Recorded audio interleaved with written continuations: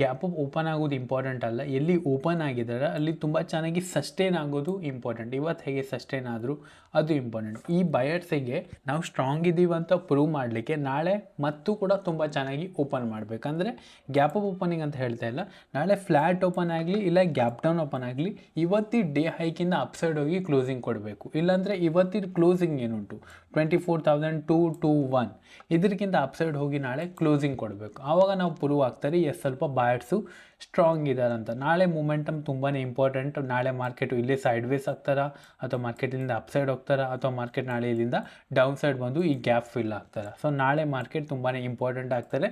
Then ಅದು next day ಆದ್ರ ಮೇಲೆ ಬ್ಯಾಂಕ್ ನಿಫ್ಟಿ ಕೂಡ ಎಕ್ಸ್ಪೈರಿ ಉಂಟು.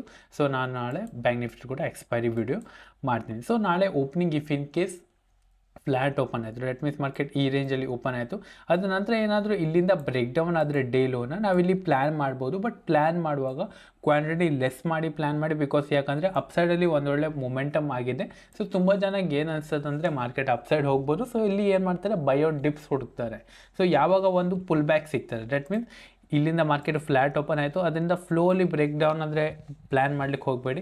ಯಾವಾಗ ಒಂದು ಪುಲ್ ಬ್ಯಾಕ್ ಬರ್ತಾರೆ ಆವಾಗ ಪ್ಲ್ಯಾನ್ ಮಾಡಿ. ಪ್ಲ್ಯಾನ್ ಮಾಡುವಾಗ ಕೂಡ ಕ್ವಾಂಟಿಟಿ ತುಂಬಾ ಲೆಸ್ ಮಾಡಿ ಪ್ಲ್ಯಾನ್ ಮಾಡಿ. That means if in case ನಿಮ್ಮ ಯೋಗ್ಯತೆ 20 ಕ್ವಾಂಟಿಟಿ ಇದೆ ಅಂದರೆ ನೀವು ಇಲ್ಲಿ 10 ಲಾಟಲ್ಲಿ ಪ್ಲ್ಯಾನ್ ಮಾಡಿ.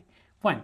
ಇಫ್ ಇನ್ ಕೇಸ್ ನಾಳೆ ಮಾರ್ಕೆಟು ಗ್ಯಾಪ್ ಡೌನ್ ಓಪನ್ ಆಯಿತು, ಈ ರೇಂಜಲ್ಲಿ ಓಪನ್ ಆಯಿತು ಅಂದರೆ ಯಾರಲ್ಲಿ ಸೆಕೆಂಡ್ ಹಾಫ್ ಅಥವಾ ಯಾರಲ್ಲಿ ಲಾಸ್ಟ್ 1 ಅವರಲ್ಲಿ ಸೆಲ್ ಮಾಡಿದ್ದಾರೆ ಅವರಿಗೆಲ್ಲ ಇಲ್ಲಿ ಓವರ್ ನೈಟಲ್ಲಿ ಪ್ರಾಫಿಟ್ ತೋರ್ತಾ ಇರ್ತಾರೆ. ಸೊ ಅವ್ರು ಏನು ಮಾಡ್ತಾರೆ, ಫಸ್ಟ್ ಒಂದು ಪ್ರಾಫಿಟ್ ಬುಕ್ಕಿಂಗ್ ಮಾಡ್ತಾರೆ. ದೆನ್ ಏನಾದರೂ ಅಲ್ಲಿ ಯೂ ಟರ್ನ್ ಮಾಡ್ತಾರೆ, ಆವಾಗ ಡೇ ಲೋನ ಬ್ರೇಕ್ ಡೌನ್ ಆಗ್ತಾರೆ. ಅಥವಾ market U turn that means gap down open ಆಯಿತು, ಅದಕ್ಕಿಂತ ಅಪ್ಸೈಡ್ ಹೋಯಿತು, ಅಲ್ಲಿ ಸೈಡ್ ವೇಸ್ ಆಯಿತು, ಅದನ್ನಂತೆ ಇಫ್ ಇನ್ ಕೇಸ್ ಡೇ ಹೈನ ನಾಳೆ ಇಂಟ್ರಾಡೇ ಡೇ ಹೈನ ಬ್ರೇಕ್ಔಟ್ ಆದರೆ ಅವಾಗ ಸ್ವಲ್ಪ ಒಂದು ಸಣ್ಣ ಕ್ವಾಂಟಿಟಿ ಪ್ಲ್ಯಾನ್ ಮಾಡ್ಬೋದು. ಇಫ್ ಇನ್ ಕೇಸ್ ನಾಳೆ ಗ್ಯಾಪ್ ಡೌನ್ ಓಪನ್ ಆಯಿತು ಅಂತ ಫ್ಲೋಲಿ ಬೈ ಮಾಡ್ಲಿಕ್ಕೆ ಹೋಗಬೇಡಿ, ಸೆಲ್ ಮಾಡ್ಲಿಕ್ಕೆ ಹೋಗಬೇಡಿ, ವೆಯ್ಟ್ ಮಾಡಿ ಅಲ್ಲಿ ರೇಂಜ್ ಮಾಡ್ತಾ ಉಂಟಾ ಅಥವಾ ಮಾರ್ಕೆಟಲ್ಲಿ ಹೇಗೆ ರಿಯಾಕ್ಟ್ ಮಾಡ್ತಾ ಉಂಟಾ ಅಂತ. ಇಫ್ ಇನ್ ಕೇಸ್ ನಾಳೆ ಮಾರ್ಕೆಟು ಗ್ಯಾಪ್ ಅಪ್ ಓಪನ್ ಆಯಿತು, ದಟ್ ಮೀನ್ಸ್ ಮಾರ್ಕೆಟು ಈ ರೇಂಜಲ್ಲಿ ಓಪನ್ ಆಯಿತು. ಓಪನ್ ಆಗೋದು ತುಂಬ ಇಂಪಾರ್ಟೆಂಟ್ ಅಲ್ಲ, ಹೇಳಿದಾಗೆ ಸಸ್ಟೈನ್ ಆಗೋದು ತುಂಬಾ ಇಂಪಾರ್ಟೆಂಟ್. ಇಲ್ಲಿ ಓಪನ್ ಆದರೆ ಮೇಲೆ ಇಲ್ಲಿ ಸೈಡ್ ವೇಸಲ್ಲಿ ಆಗ್ತಾರಾ, ದಟ್ ಮೀನ್ಸ್ ಸೈಡ್ ವೇಸಲ್ಲಿ ಹೋಲ್ಡ್ ಆಗ್ತಾರಾ ಅಥವಾ ಓಪನ್ ಆಗ್ತಾನೆ ಸೆಲ್ಲಿಂಗ್ ಬರ್ತಾರಾ, ಓಪನ್ ಆಗ್ತಾನೆ ಬೈಯಿಂಗ್ ಹೋಗ್ತಾರೆ. ಇವತ್ತು ಓಪನ್ ಆಯಿತು, ಸ್ವಲ್ಪ ಅಪ್ಸೈಡ್ ಮೂಮೆಂಟಮ್ ಆಯಿತು, ಅಲ್ಲಿ ಸಸ್ಟೈನ್ ಮಾಡ್ತು.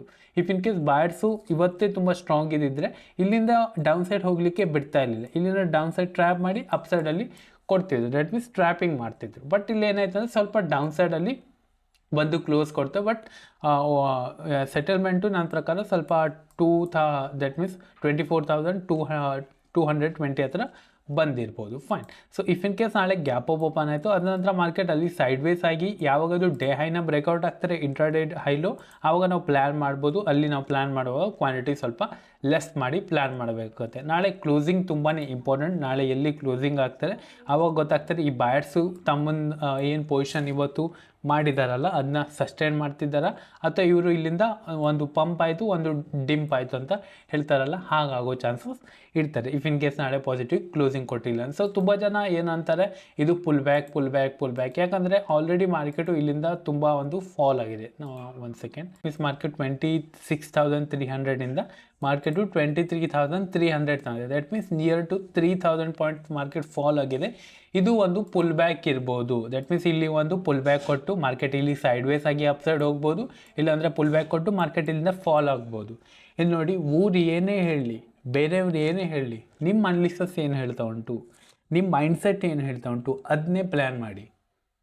ಯಾವತ್ತಿದ್ರೂ ಕ್ರೌಡ್ ವಿತ್ ಹೋಗಬೇಡಿ, ಕ್ರೌಡ್ ಅಗೇನ್ಸ್ಟ್ ಅಲ್ಲಿ ಹೋಗಿ. ರೈಟ್. ಇಫ್ ಇನ್ ಕೇಸ್ ನಿಮಗೂ ಕೂಡ ಪುಲ್ ಬ್ಯಾಕ್ ಅನಿಸ್ತಾ ಇದೆಯಾ, ಟ್ರೇಡ್ ಮಾಡಿ, ಅದರ ರಿಸ್ಕ್ ಮ್ಯಾನೇಜ್ಮೆಂಟು ಡಿಸಿಪ್ಲಿನ್ ಪ್ರಕಾರ. ಇಫ್ ಇನ್ ಕೇಸ್ ನಿಮಗೆ ದಟ್ ಮೀನ್ಸ್ ಇಲ್ಲಿಂದ ಪುಲ್ ಬ್ಯಾಕ್ ಅನಿಸ್ತಾ ಇಲ್ಲ, ಇಲ್ಲಿಂದ ಮಾರ್ಕೆಟು ಅಪ್ಸೈಡ್ ಹೋಗೋ ಚಾನ್ಸಸ್ ಉಂಟು. ಅಂದರೆ ಇದು 24,600 ಹತ್ರ ಹೋಲ್ಡ್ ಮಾಡೋದಿಲ್ಲ, ಇಲ್ಲಿಂದ ಅಪ್ಸೈಡ್ ಹೋಗ್ಬೋದು ನೆಕ್ಸ್ಟ್ ವೀಕಲ್ಲಿ. ಸೊ ಅದನ್ನ ಪ್ಲ್ಯಾನ್ ಮಾಡಿ. ನಿಮ್ಗೆ ಅನಿಸ್ತಾ ಇದ್ದರೆ ಪ್ಲ್ಯಾನ್ ಮಾಡಿ, ಬೇರೆಯವ್ರ ಮಾತು ಕೂಡ ಕೇಳಬೇಡಿ, ಇನ್ಕ್ಲೂಡಿಂಗ್ ನನ್ನ ಮಾತು ಕೂಡ ಕೇಳಬೇಡಿ. ನಿಮ್ಗೆ ಅನಿಸ್ತಾ ಇದ್ದರೆ ಅದನ್ನೇ ಪ್ಲ್ಯಾನ್ ಮಾಡಿ, ಅದೇ ನಿಮಗೆ ರಿವಾರ್ಡ್ ಮಾಡೋದು. ಇವತ್ತು ನಿಮ್ಗೆ ಲಾಸ್ ಕೊಟ್ಟರೆ ಮುಂದೊಂದು ದಿನ 110% ನಿಮಗೆ ಪ್ರಾಫಿಟ್ ಕೊಟ್ಟೇ ಕೊಡ್ತಾರೆ. ರೈಟ್. ನಿಮ್ಮದು ಇನ್ನರ್ ದಟ್ ಮೀನ್ಸ್ ನಿಮ್ಮ ಆತ್ಮದ ಮೇಲೆ ಬಿಲೀವ್ ಮಾಡಿ. ರೈಟ್. ನಿಮ್ಮ ಅನಾಲಿಸಿಸ್ ಮೇಲೆ ಬಿಲೀವ್ ಮಾಡಿ, ಎಲ್ಲ ನಿಮ್ಮ ಮೇಲೆ ಬಿಲೀವ್ ಮಾಡಿ. That's it. ಬೇರೆಯವ್ರ ಮಾತನ್ನ ಕೇಳಲೇಬೇಡಿ, ಜಸ್ಟ್ ಹ್ಞೂ ಅಷ್ಟೇ, that's it. Fine. I hope ನನ್ನ ಪಾಯಿಂಟಲ್ಲಿ ನಿಮಗೆ ಕ್ಲಿಯರ್ ಆಯ್ತು ಅಂತ. If in case video channel definitely like and share ಮಾಡಿ. ಸ್ವಲ್ಪ ನಿಮಗೆ ವರ್ಣಿಸಿದ ರೀತಿ ಸ್ವಲ್ಪ ಚೆನ್ನಾಗಿಲ್ಲ ಅಂದರೆ ಸಾರಿ ಫಾರ್ ದ್ಯಾಟ್. ಬಿಕಾಸ್ ಬೇರೆಯವ್ರ ಮೇಲೆ ಡಿಪೆಂಡ್ ಇದ್ದರೆ ನಾವು ಇಂಡಿಪೆಂಡೆಂಟ್ ಆಗಲಿಕ್ಕೆ ಆಗಲ್ಲ. ಸೊ ಅದಕ್ಕೆ ನಿಮ್ಮ ಅನಾಲಿಸಿಸ್ ಮೇಲೆ ನೀವು ಬಿಲೀವ್ ಮಾಡಿ ತುಂಬ ಸಲ ಹೇಳ್ತಾ ಇರ್ತೀನಿ. Sorry for that. Fine, I hope ನನ್ನ ಪಾಯಿಂಟಲ್ಲಿ ನಿಮಗೆ ಕ್ಲಿಯರ್ ಆಯ್ತು ಅಂತ. ಇಫ್ ಇನ್ ಗೀಸ್ video channel definitely like and share ಮಾಡಿ. ಈ ವಿಡಿಯೋ ಇಷ್ಟ. Thank you. Have a good day. Have a profitable week head.